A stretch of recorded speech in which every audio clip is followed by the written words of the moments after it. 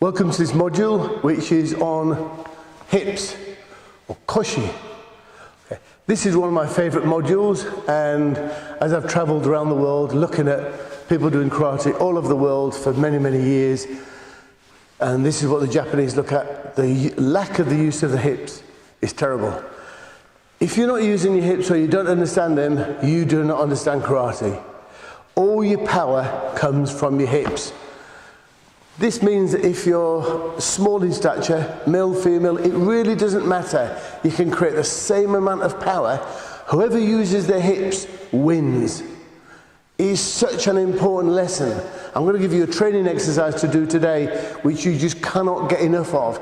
The more you do it, the more powerful your techniques will become. Okay, there's two positions on the hips. So let's just go back to yoi, because we need to keep practicing what we've just done. So yoi, cross, breathe in and out. Put the hands on the hips. Step forward, Zenkutsudachi, Kamate.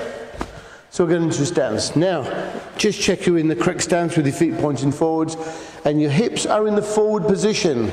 So your hips are facing this way. This is called shomen. Shomen, to the front. The other one is hanmi, which is back, hips back. Let's talk about shomen. Shomen's really important because every time you're attacking, you must attack in the shomen position, with your hips in the shomen position. Inside here is your hara, and it's your spirit.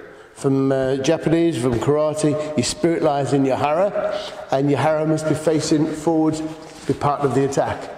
So if we punch in, this is what we're doing. A kick in, we're doing it from the shomen position. Okay, what I want you to do now is just put your hand on your knee and make sure that doesn't move. And I want you to pull your hips back,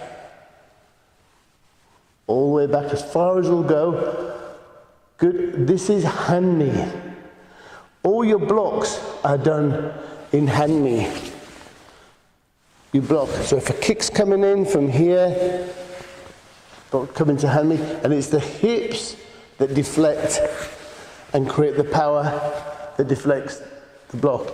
Then to go back into shomen, after we blocked a kick, spin into shomen with the attack.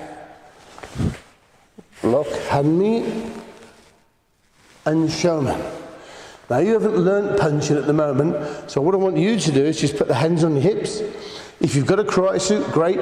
If not, don't worry, hands on your hips or grab your belt. Okay, and first of all, just look down and see what's happening. So you've got to watch this knee doesn't move. So you've got to turn the hips back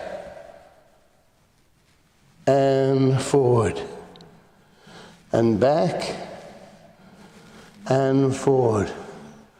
Then when you're happy with that, and forwards. Then you change legs. From here, Zenkutsudachi Kamate, hands on your hips, back, and twist. Eyes looking forward. Notice that the head doesn't move, the shoulders. From here, just the hips back. Everything's still. Your eyes must stay focused, straight ahead. Now, before you practiced in a stance, watching the television, this will start getting the legs burning. Just practice hanmi, shomen, say it, hanmi, shomen. Good.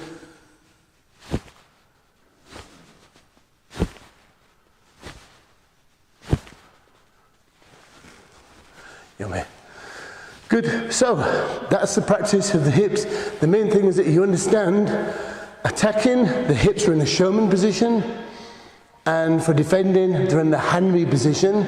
And to practice this, just go into a stance, hands on your hips, and turn your hips backwards and forwards. If you've got a mirror, fantastic. Do it in front of a mirror so you can see yourself.